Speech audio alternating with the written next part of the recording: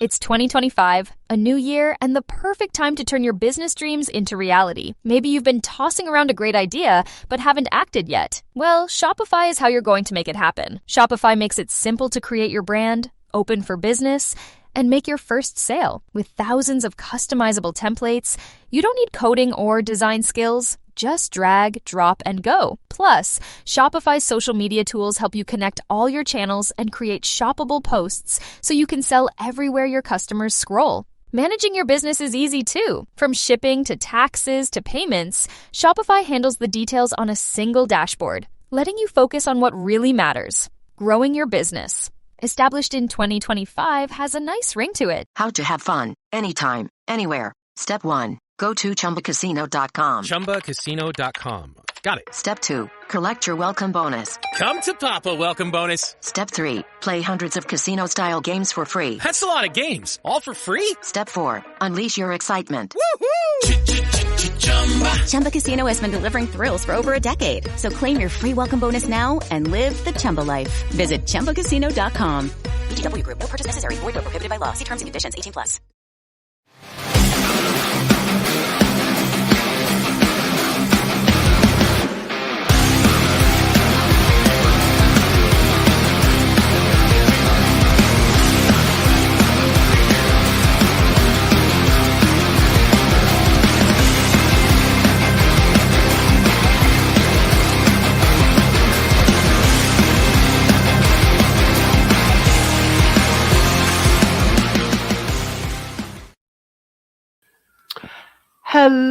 Hello to all of you watching right now.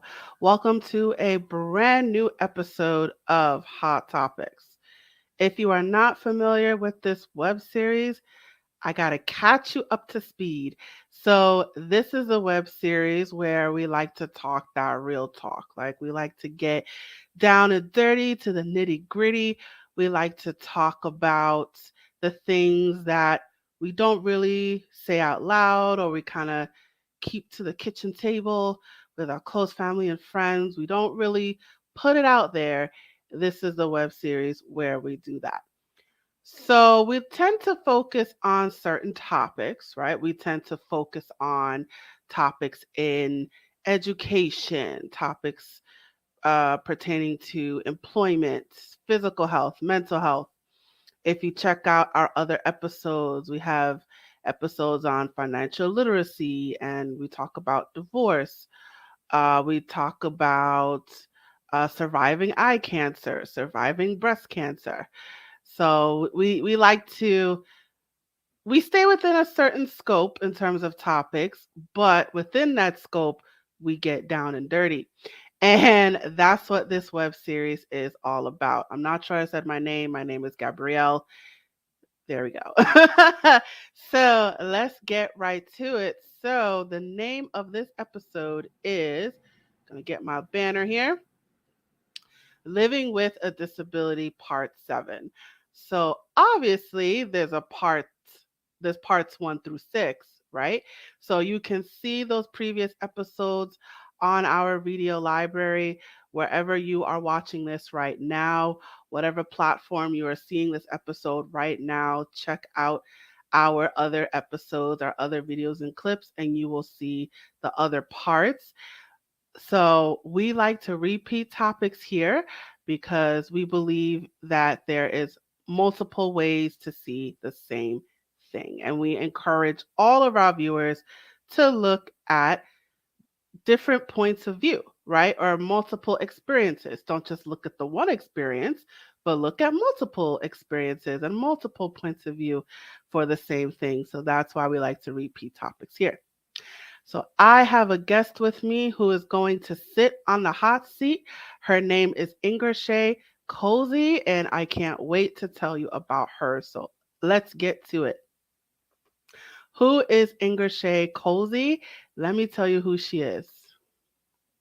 So IngerShaye Colzie is an ADHD coach and psychotherapist specializing in making a difference for Black women executives and entrepreneurs, supporting women through clarity, empowerment, and resilience.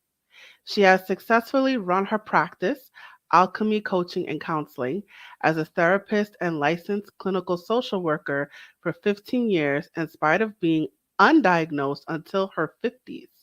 She offers the benefits of professional expertise with a lifetime of experience. IngerShaye saw the need to create a space for professional Black women with ADHD on Facebook to fellowship, share, and learn from one another. She was a guest speaker on YouTube, How to ADHD, and the Stanford University Neurodiversity Project, among others. She has also led multiple workshops for Black women with ADHD. IngerShaye's experiences include NLP practitioner, level 2 brain spotting practitioner, ADDA member and volunteer, Philadelphia CHADD executive committee member, founder National Association of Black ADHD coaches, and C-suite executive coach for a multi-million-dollar company. That is a lot of letters.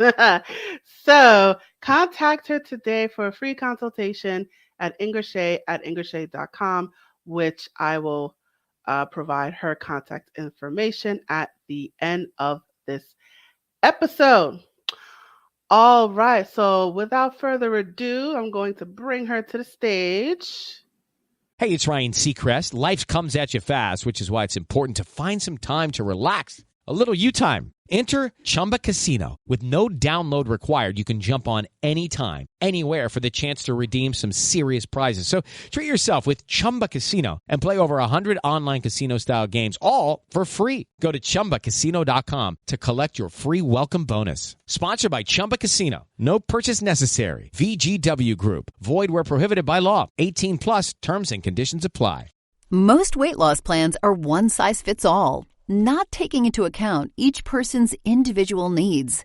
Noom is here to change that. Noom Weight uses psychology. That's why they say losing weight starts with your brain. But it also takes into account your unique biological factors, which also affect weight loss success. The program helps you understand the science behind your eating choices and why you have cravings. Everyone's journey is different, so your daily lessons are personalized to you and your goals. One of the great things about Noom is that it's nourishing instead of restrictive. They focus on progress instead of perfection. You don't have to give up carbs, or anything for that matter.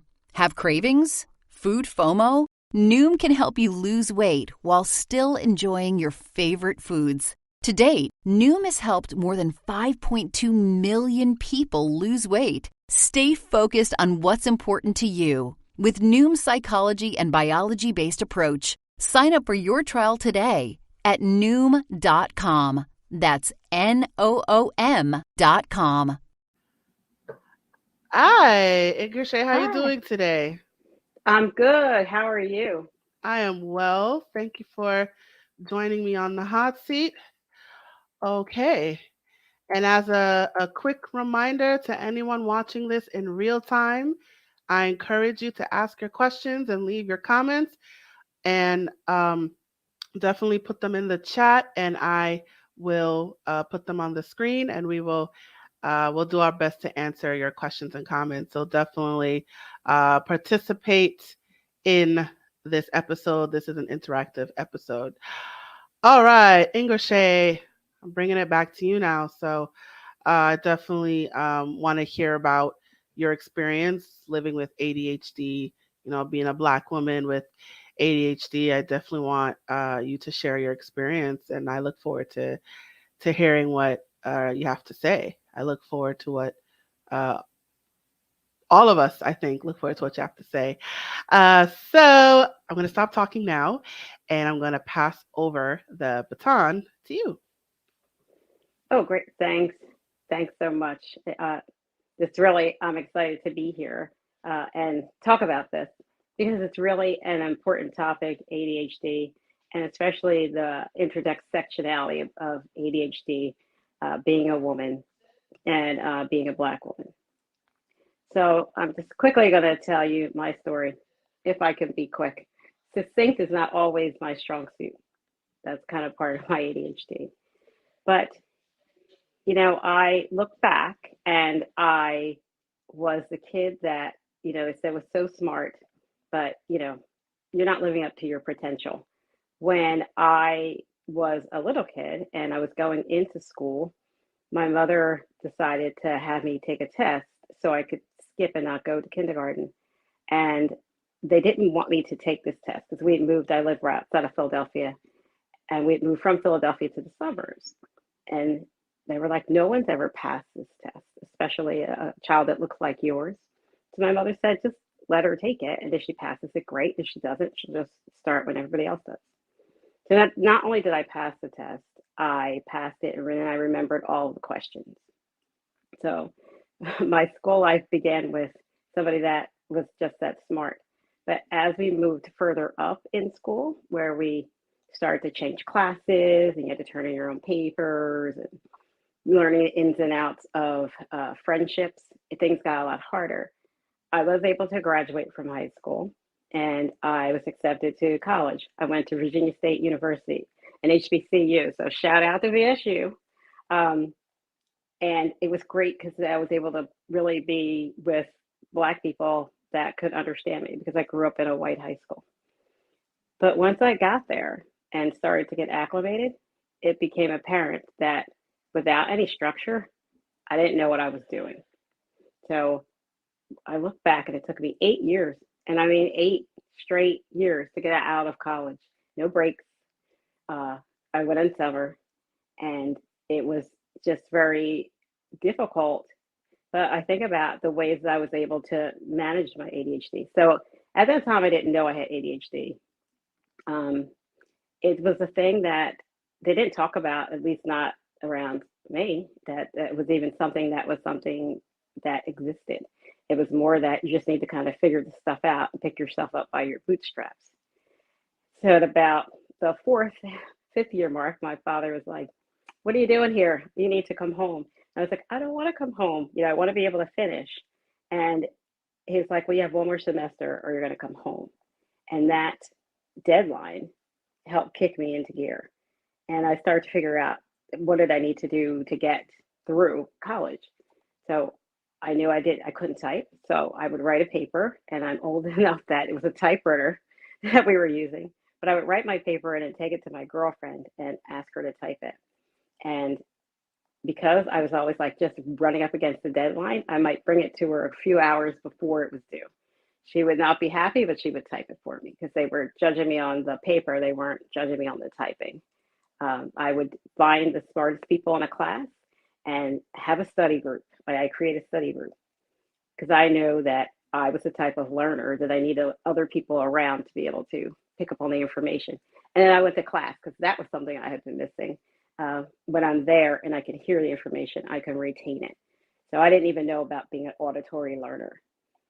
I also had the experience of having one of my teachers pull me aside because I had a class where you needed to dress a certain way, wear a white coat and certain shoes and cover your hair. And I didn't want to do that. And I took the class like 3 times and dropped it. And as I was taking it the 4th time, the professor, who was a Black woman, pulled me aside because I came with my regular clothes. And she said, what are you doing? I said, what do you mean? She's like, you have to pass this class. And she's like, you're not going to pass it until you do what you need to do. And I see so much in you, and I don't know why you can be so stubborn. And it occurred to me that maybe if I just listened and did what they asked, I would get out. And I know that woman didn't really care for me, which was fine. But what she did care for, as she saw a Black woman struggling, and she pulled me by my coattail and said, hey, this is what you need to do. At that time, I didn't know that that kind of stubborn streak also comes with ADHD. Fast forward through graduating from college, many jobs that I lost because I can't tell time. Being on time is like really difficult. And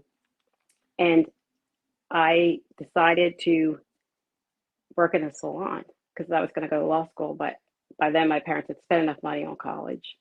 And if I was going to go to law school, I had to pay for it. So I decided to work in a salon so I could have my own hours. Well, I decided I loved the salon. It was where I needed to be. I was a lot of interaction, a lot of different people. I got to do different things. And I really thrived there. But it was hard for other people to understand why I would want to work there when I had a college degree. And I was fine with it. And I didn't realize all those different interactions kept my brain going. When we're interested in stuff, it's so easy to do things. When we're not so much. But I decided later on to go to school to be a therapist because I spoke so much while I was at the salon. At that same time, when I got accepted to graduate school, which was not an easy feat with the grades that I had after 8 years, I got pregnant, and that just was not the plan of my husband and I, but I was able to either be pregnant with a newborn and go through grad school and graduate on time. So nothing like a deadline to help get some things done. I became a therapist, and it wasn't until my son in about fifth grade, the teachers were like, "We think you should get tested." They couldn't quite figure out what was going on. He too sometimes would get an A, sometimes would get an F, but always would be talking to everybody else in the class. So he was diagnosed that summer. And then when I got the rating scales, they give you scales like to rate for your child. So I checked them all off. I was like, this one's me, this one's me. It's like, oh my goodness, they're all me. So I was like, okay, I'm not surprised. But what was surprising is that when you go to school, at least when I went to school, this is quite a bit ago, they only talked about ADHD in the realm of little white boys that fell out of their chairs, because that's where the research was. The ones that were running around easily diagnosed. There was not really a lot of talk about people who were what you call inattentive type ADHD. There's three types of ADHD. There's the hyperactive, which is what you would like to say, normally see, or what you would think about as ADHD. And then inattentive is where if somebody's spacey and dreamy, if somebody kind of seems like they're just kind of going with the flow, but they're not quite getting it, that would be more of like an inattentive type presentation. And then there's one where it's combined, so a little bit of each. Many times for women, the inattentive type gets missed because women are taught to be, the girls, it starts from girls, to be quiet, go with the flow, figure this out, figure out what you need to do about things. And if you're not upsetting the apple cart, then people think there's nothing wrong with you. And that hyperactive part turns inward and turns to anxiety. There's a lot of anxiety that goes with ADHD. That with ADHD rarely runs alone. It usually has something that goes with it. I still call it comorbid because people can kind of understand when the two conditions go together. So it was just interesting that it wasn't until my son got diagnosed and I was living my life, taking care of him, making sure he was okay, because it was a lot to handle, a little black boy in a white school. Hello, it is Ryan, and I was on a flight the other day playing one of my favorite social spin slot games on ChumbaCasino.com. I looked over at the person sitting next to me, and you know what they were doing? They were also playing Chumba Casino. Everybody's loving having fun with it. Chumba Casino is home to hundreds of casino-style games that you can play for free anytime, anywhere. So sign up now at ChumbaCasino.com to claim your free welcome bonus. That's ChumbaCasino.com and live the Chumba life. Sponsored by Chumba Casino. No purchase necessary. VGW Group. Void where prohibited by law. 18 plus. Terms and conditions apply. That in my 50s, I started losing my words one day. When I would think of words and they wouldn't come out. And I was like, oh crap, I'm a therapist. Like, I talk all day. Am I having early onset Alzheimer's? But I remember reading like one thing about ADHD affecting women during menopause. And I was able to find someone to diagnose me. I had to drive an hour and a half each way. But I'm one of the lucky ones. Sometimes diagnosis is a privilege. And that's when I was able to like treat my ADHD and know what it was, know what it wasn't, and then starting to learn how to able to manage it, because many people, when they get diagnosed, especially later in life, they really feel sad. They're like, what could it have been if I had known? I was like, my ADHD brain loves to figure out a problem. And now that I know what the problem is, I can figure it out. And that really propelled me into ADHD coaching, which at the time I didn't even know was something that was around. And they had a big conference here in Philly in 2019. And I was part of her presentation. I was the coachee. for a coach. And when I went to the big conference, of which was the first time I went, I noticed there were no people, very few people of color, period, but very few Black people. And I was asking around, like, do Black people not know about it? Do they not feel comfortable? And what I came to find is that there aren't as many Black people in coaching for ADHD, but there are a lot of people who are being diagnosed. And I decided to make a foundation, an association, so that Black coaches could come together and fellowship and share ideas. And if you want a coach that looks like you, because for many people, they really just want to be around people that look like them, because we have a certain shorthand that we have to do, and sometimes you're just surrounded by providers that don't look like you. I decided to have an association where people could come and find somebody that looks like them if that's what they want, to be able to help them. And flash forward, here we are to now. It's been a fantastic ride and time. It's really important that people know that ADHD is a real condition, a real diagnosable condition. It's been around in the books since about the 1700s, that there are things you can do to be able to manage it. And when you manage it and lean into your strengths, you can really have a really great life. I know it's funny. I saw you put up where it's like living with disability, and ADHD is a brain-based condition.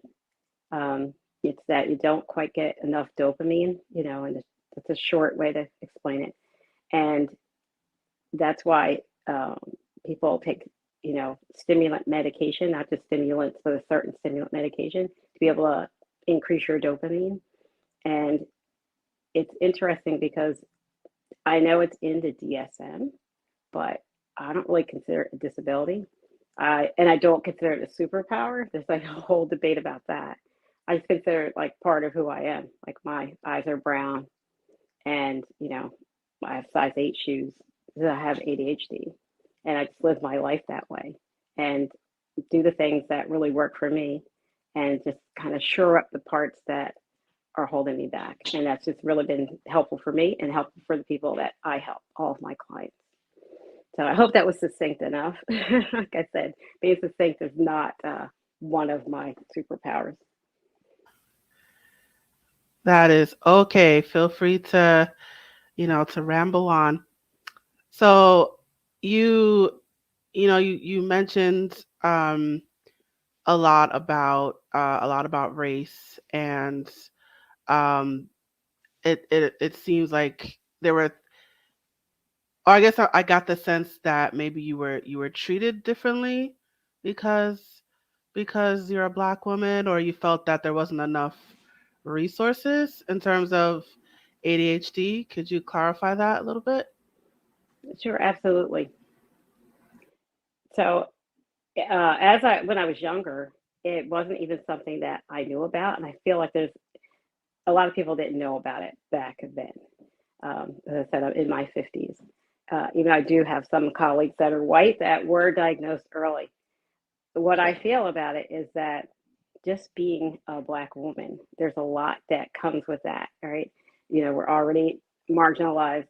We're always in spaces where they either think that we are super women, we can do it all, or when something doesn't happen, it's like, we didn't think you could do it anyway. The expectations that come with being a woman and a Black woman of managing your household, managing all your finances, remembering all the birthdays, cooking all the big dinners, keeping everybody together.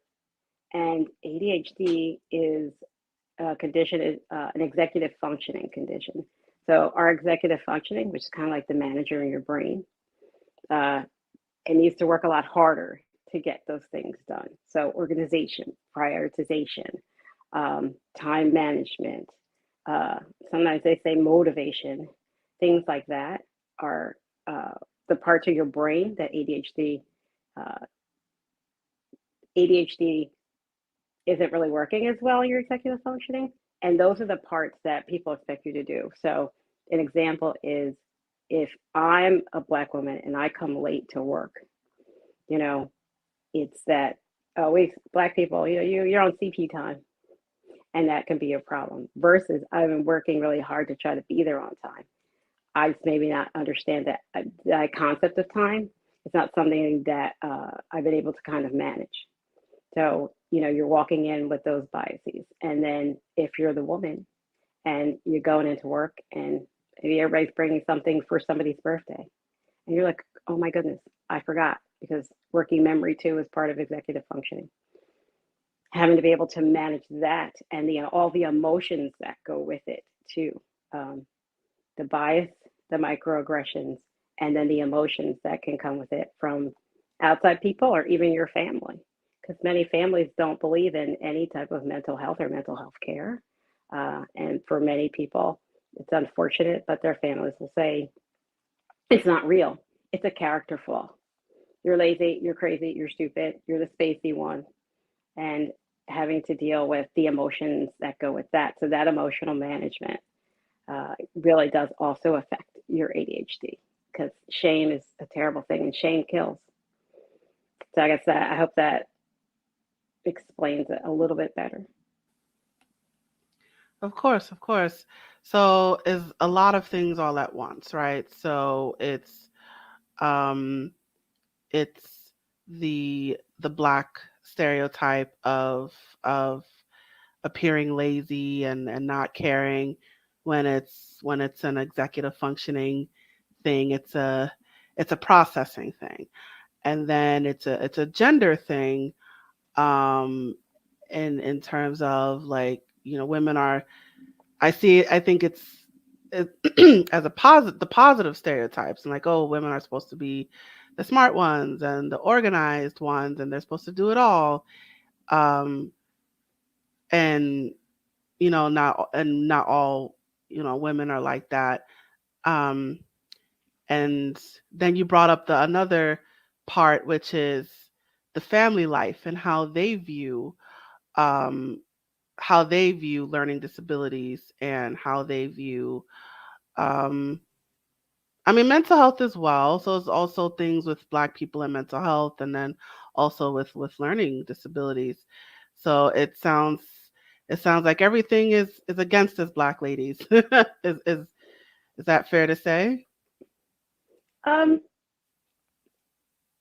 I'm not here to say like everything is against us, because that type of thought process, is not helpful. I think that there are things that we definitely have to take care of and manage.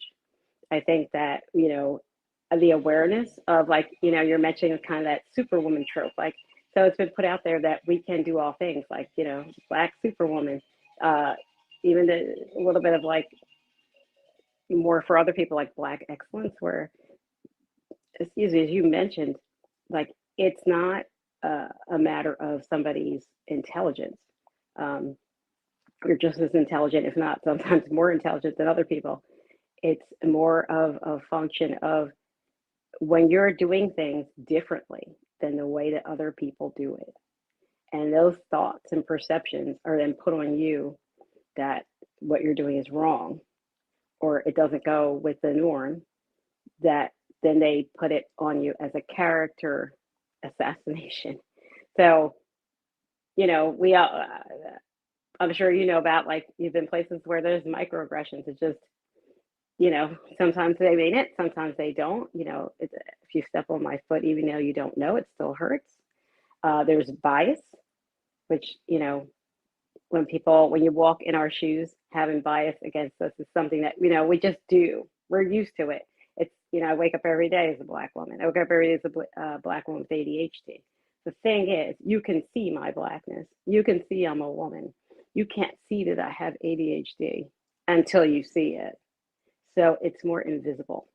And that sometimes is very confusing to other people, as it can be very confusing to us, especially if you don't know about it, or you've gotten a lot of really bad information about it.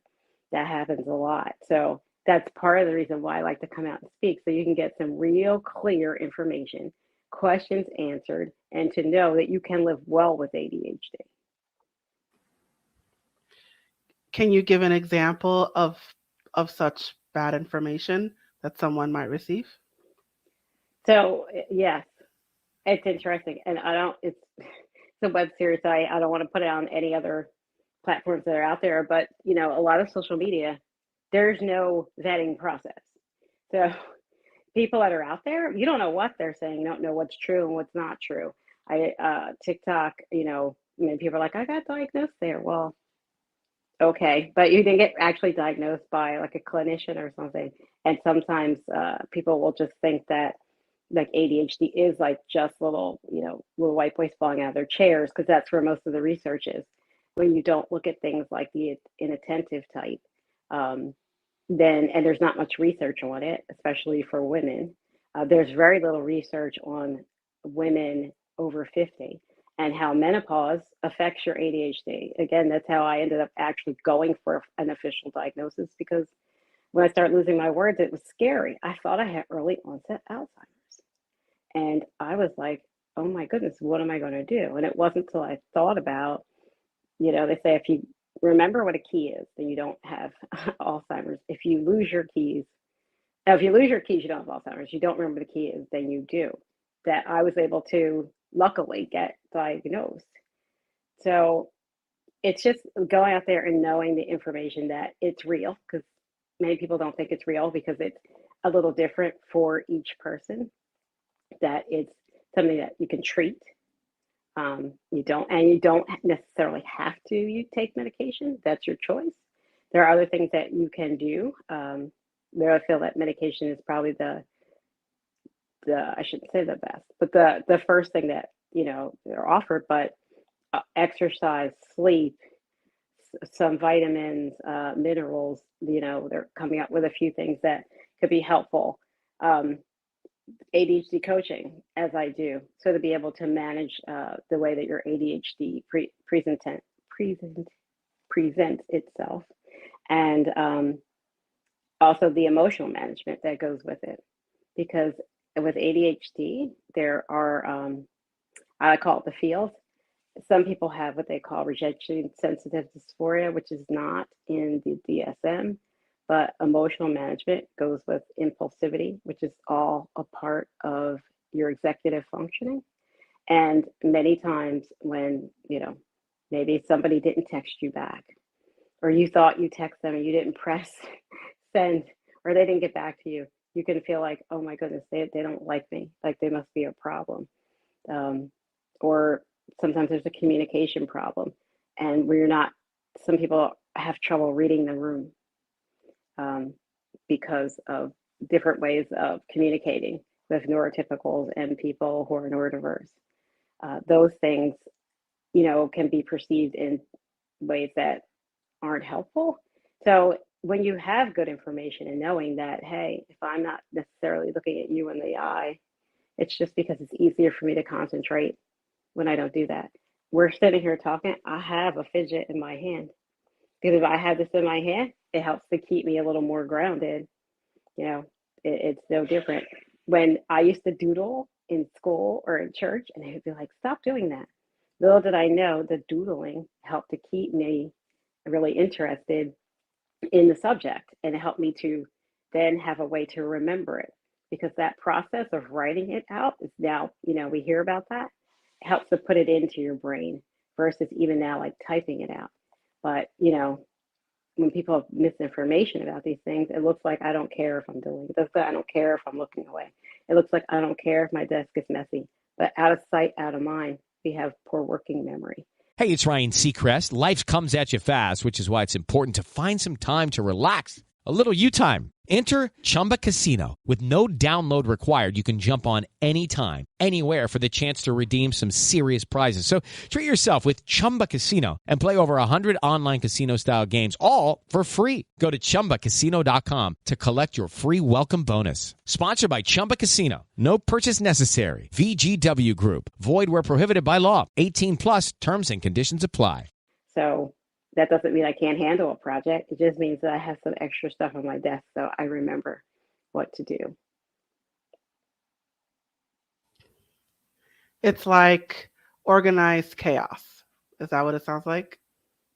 A little bit of that. It's just I don't organize, I'm sure, as you organize. We're divergent thinkers. We're big thinking people. Like we are the people that have really big ideas.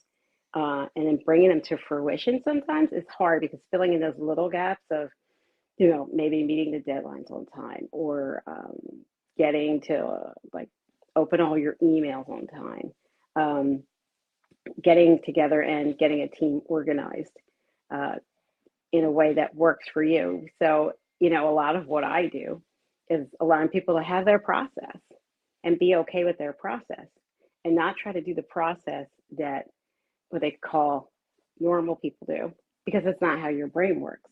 At the end of the day, as long as you get it done, it doesn't matter. Um, and not to really take on the thoughts of other people when they see you doing it in a way that doesn't work for them. It's funny, I have all my friends are neurotypical, and I was starting a program. I a few times a year run a group coaching program, and a friend of mine was helping me, and she was like, "We have to have all these things in place first. We have to have this, we have to have that." And I was like, "No, we don't." And she's like, "Yeah, we have to have this." And I was like, "No, we don't." I was like, "The people have a place to come, and the people have a place to, fellowship with, and the people have a place to pay. That's all I need to be able to start the program." Making sure every sheet, like worksheet and things like that, were done before we started would mean that I would never get it started, because it's easier for me to do the worksheets and things, or like film a video before, like right before, because also I'll have more information about what's going on with people. So, it's interesting, as it was my program, but my friend who loves me dearly, the way she organizes is to have everything and then do it. The way my brain organizes, like, have enough to get started, and then it'll all fill in, and it'll all get done on time, and it'll be way better than if I did something ahead of time that I'm not quite sure what people wanted. Because we work better when we know what you are expected to do, and to know what done is. Because sometimes when there's not like specific instructions, and you don't know what done is, many people with ADHD will overdo or under perform. And if you overdo, it sounds great, but that leads to burnout, because that's a lot of extra work and a lot of extra worrying that you're not doing what someone's asked.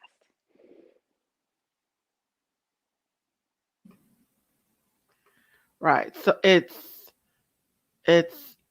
someone with um someone with ADHD may um find themselves taking on too many things when it's not necessary. Yes, or not theirs. There's that boundary management too. So when somebody asks you to do something, do what they ask. Not always, like, if you're not sure, then you're going to do extra things, because that sounds great, but really you only have to do what's asked.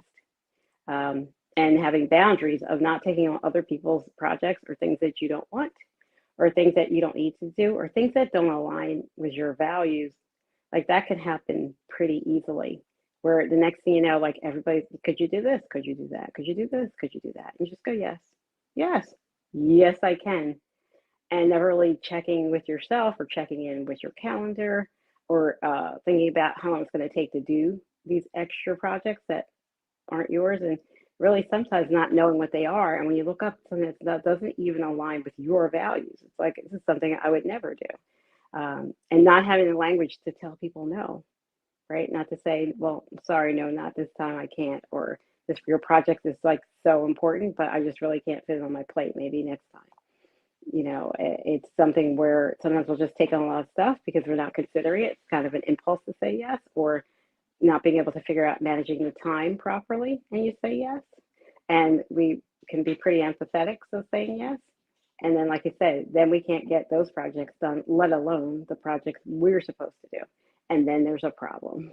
So, working with these things, this is what I do, and especially with women, because then we always, feel like we need to do a little bit more, especially Black women, because most of the time, as I said, you walk through the door and they're not expecting you to do anything anyway, right? So, you feel like, maybe I need to do extra so that they can notice me, or they can see that I can do the job. And again, that leads to a lot of burnout. And, burnout is real when you're trying to, work. And if you have kids, ADHD is highly heritable. So If you have ADHD, you probably have a kid with ADHD, and that's a lot to manage because school is not set up for people with ADHD. And, you have family, friends, other obligations. If you want to be civic minded and do volunteer things or like work with a church or whatever, taking all those things, it becomes really too much for women, and they feel shame when they can't get these things done, and not wanting to ask for help. Um, it can just really all fall apart pretty quickly. I tell my story all the time. Like, I was working like 3 jobs, and I had my son, and I had my friends, and I had family, and I always say I feel like I was juggling everything, and then I was juggling on a unicycle, and then I was juggling on a unicycle, and then what I was juggling was like chainsaws on fire and a hamster wheel, and it was like the hamster wheel from hell, and I couldn't figure out how to get off. If I dropped something, everything would fall apart, but if I didn't drop something, I was going to fall apart, and neither one of those were an option. So to be able to start managing the parts of my ADHD allowed me to figure out what was mine, what wasn't mine, and what I didn't even have to worry about, and being okay with dropping something. And that happens sometimes, and not judging myself or allow other people's judgments to affect me. So basically, not basically, but so it sounds like you don't let those societal pressures get to you. You don't let the pressures from your family get to you, or from the people from your workplace get to you, or the pressure of being a Black woman get to you, or the pressure of being a Black person get to you. So it sounds like you're aware of all of those pressures around you, but you remain centered, and you remember what you're trying to go for, and you remember the goal that you're trying to accomplish, and you're aware of your processing issues, and you're aware that it is an issue and not a burden, a curse. It's not the devil taking you down. It's an actual physical thing that's happening in your brain. So being aware of all those things allows you to handle all of your societal pressures. Well, no, but yes and no. Yes, I'm aware of these things. Yes, I really work with these things, but I gotta be real. Like, I'm not superhuman. I'm not so Yeah. superhuman. Like, I've got this all figured out. No way. No way. It's something I'm working with every day. ADHD is a chronic condition. It's not going anywhere. I'm born with it. So I'm going to die with it. And I have to manage it every day, all day. And, that's the truth. And some days it's great, and some days it's really hard. What I've really learned to do is have self-compassion. That's what it is. So on the days that it's great, I'm like, this is great. The days it's hard, I'm like, this is, nothing was happening today. There's this phrase, some days you're the bird, some days you're the statue. Sometimes I'm like, I have statue days. Like, this is it, but having self-compassion that I'm a human being, and I'm doing the best I can. And, there's always, tomorrow or the next hour, or you can apologize, or, fix things you need to fix, like everybody else. Just allows me some freedom inside of that, being a human, because I'm just human, like everybody else. Right. You're not Superwoman. You're just a regular person. Absolutely. Absolutely. And it's funny because I do speak about this stuff all the time. And I never wanted to seem like, oh, you just got all together. Like, what about me? It's that, I just decided to, like, it's not a struggle like that. It's not going to be a struggle. It's going to be just something that I have to manage. It's a challenge. I need to do things about it, using a coaching model. Like, so I'm a coach. So it's like, what's the opportunity here? That's like coach speak, where it's like, okay, this is what's happening. What am I going to do about it? Like, what's going to be the answer to it? That's what I like mostly about what we call late stage diagnosis. when you're diagnosed in school, that's the normal time that they would figure you get diagnosed. Even though I know so many women who've been diagnosed from like, out of school would be like 19, to many women like me who are diagnosed when menopause comes. Because for women, many times they're diagnosed when their kids are diagnosed, because like me, they get these scales and they see it's them. With girls, with your hormones when they, get their period. Sometimes during your childbearing years, when if you can see like maybe like a week or two before, it's like you seem a little out of it. I remember I could not park the week before, so like my depth perception would just leave, and I never knew why. Those times people get diagnosed. Many women got diagnosed with the pandemic because all of the structures they were using to stay on schedule and have a good life all went away. And you came home and you were sitting home trying to teach some kids and sitting in front of a screen all day. And not having the outlets that you had really let them know that they were managing something beyond what they thought. And then a lot of women like myself get diagnosed when they have menopause, because my story of losing my words is common, far more common than you would expect. And those are the ways that people are able to take care of themselves. So for me, when I look back, I was able to take care of myself because I had to figure some stuff out, right? Everything's figure outable for me, at least that's the way I feel, because I had to do that. I had to think on my feet. I had to be quick. I had to, fix things that weren't great, learn to kind of accept things that I wasn't doing well, and then put myself in spaces that worked for me. So I worked at the salon until recently, or just on Saturdays, because I still really liked it. Not that I had to. I've had my own business for, my God, it's longer. I got to change my bio. It's not longer than 15 years now. Raising a son, he's finished.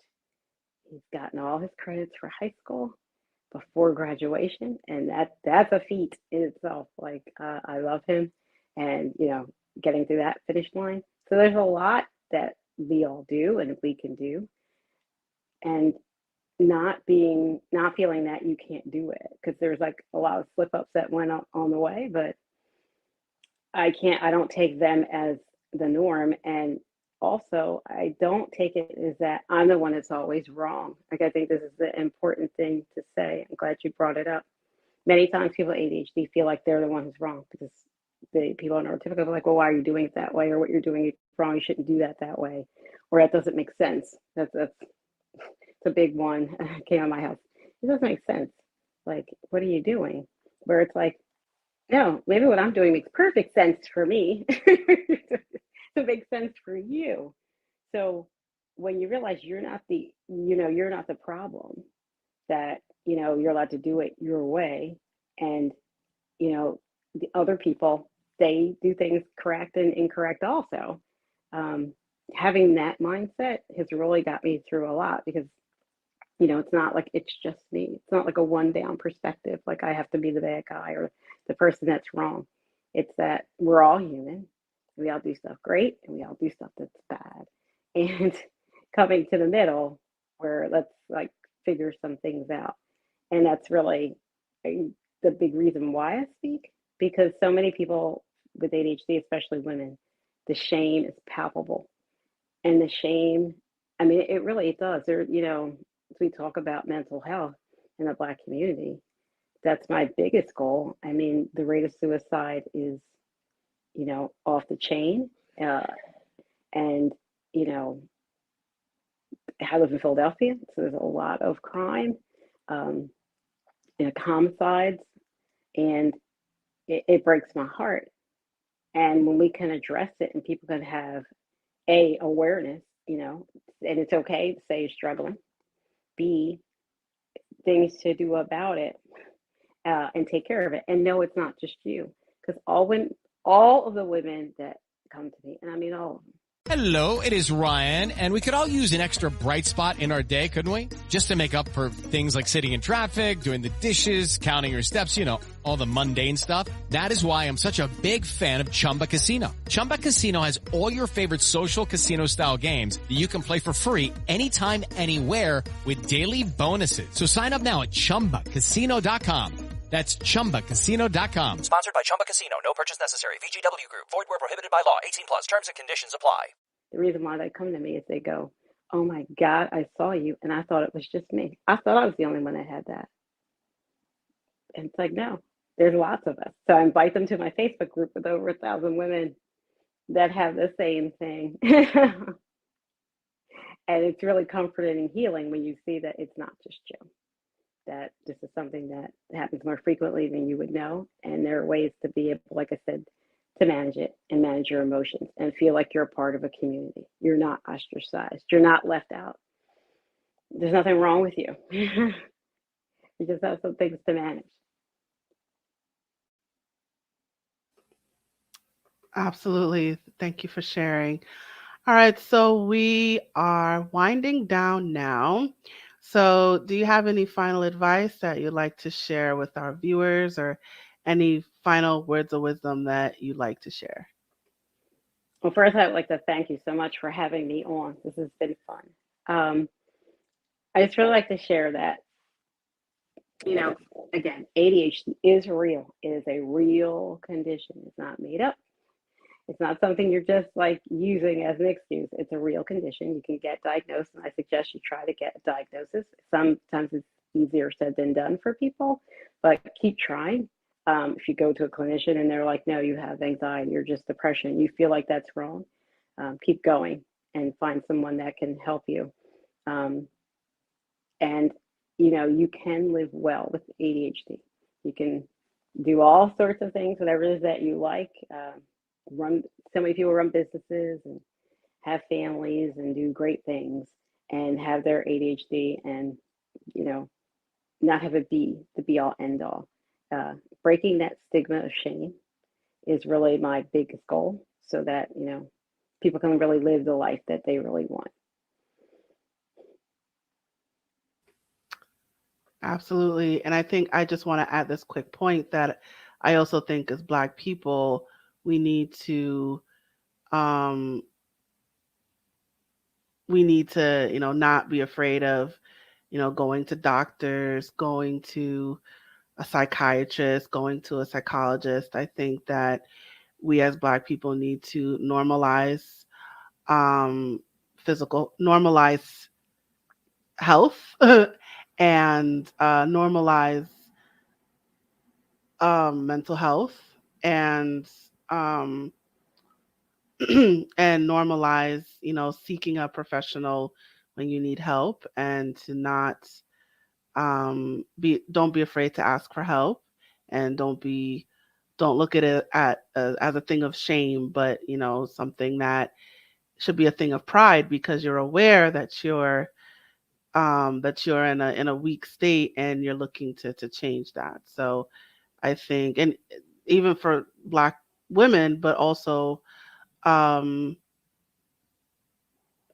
Black people in general, I think that the more that we accept things like going to doctors to be evaluated for ADHD, the more that we accept our flaws, acknowledge that we're not perfect, we're not super people, we're not superheroes, that we are human. The more that we embrace our flaws, then the more that we can acknowledge those flaws. And the more people that do this, the more Black people that do this, the more normal that all this will become. All right. So, alrighty then. So thank you so much, IngerShaye. And let me promote you.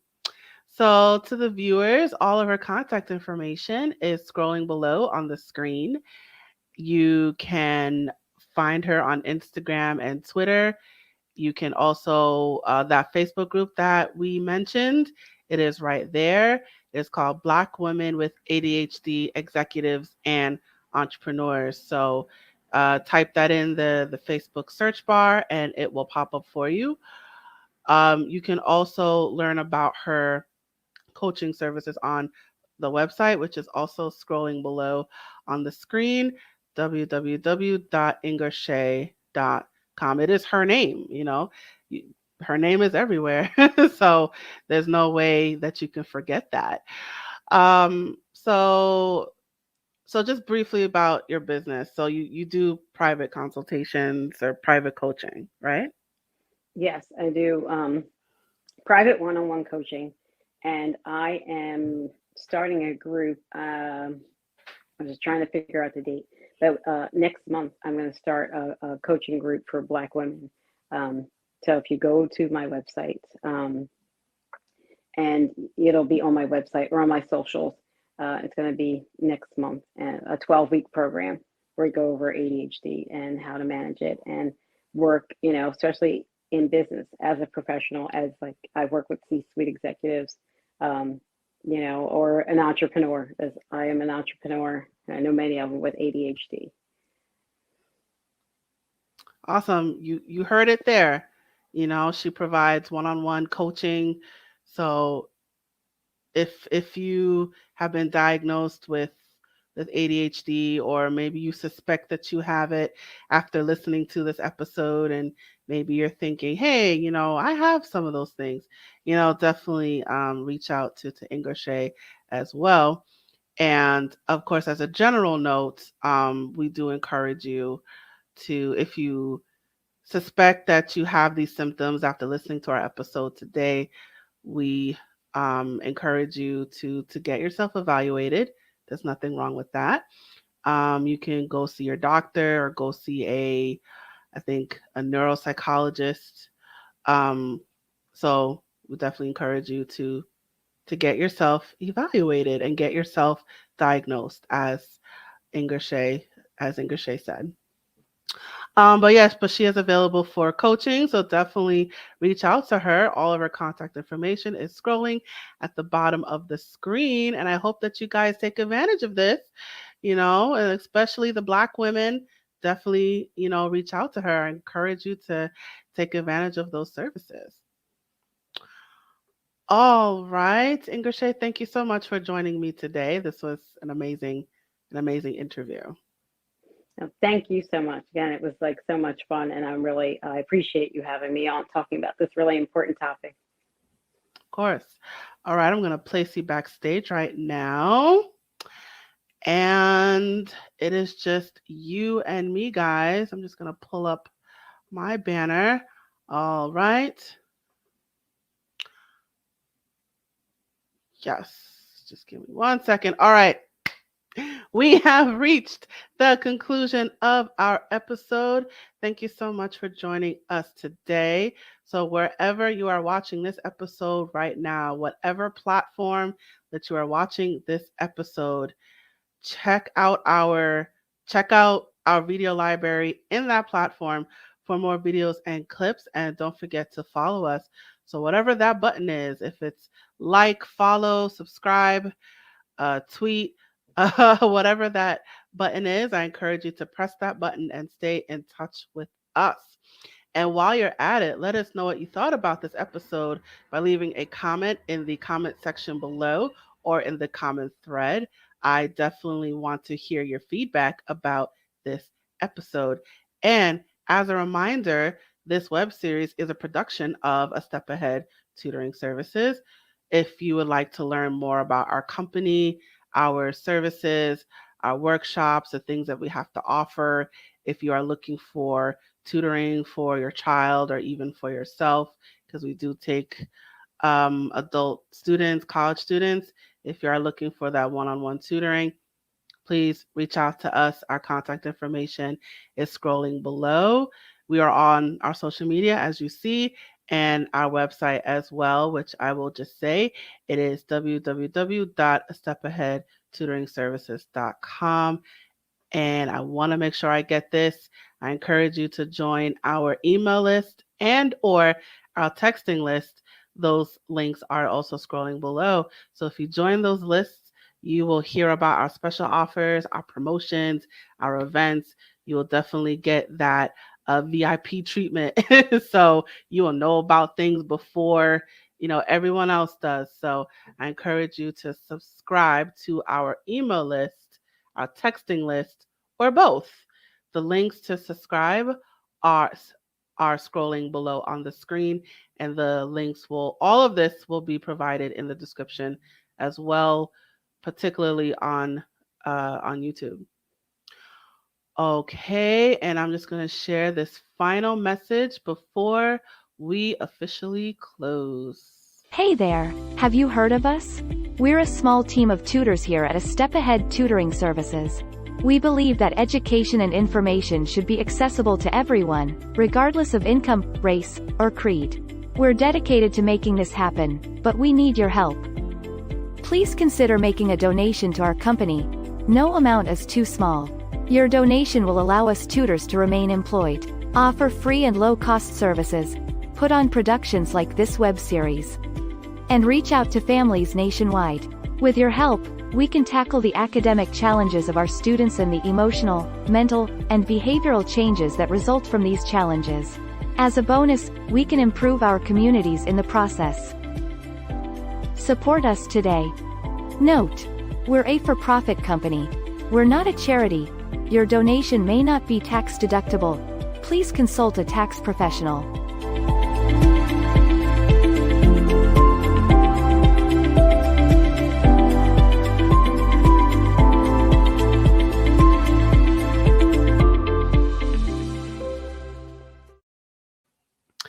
All right. Well, thank you for watching this episode. Thank you so much for joining me. I look forward to seeing you at the next episode. Thank you again. And now I'm signing off.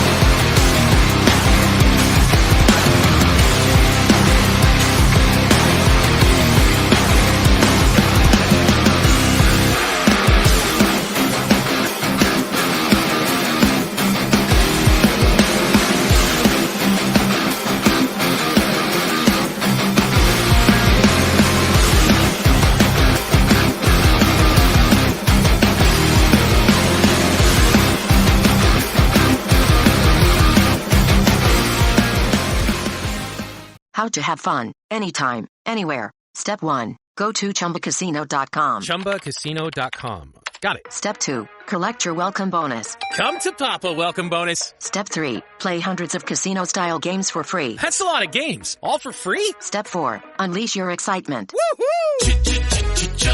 Chumba Casino has been delivering thrills for over a decade. So claim your free welcome bonus now and live the Chumba life. Visit ChumbaCasino.com. VGW Group. No purchase necessary. Void where prohibited by law. See terms and conditions. 18+.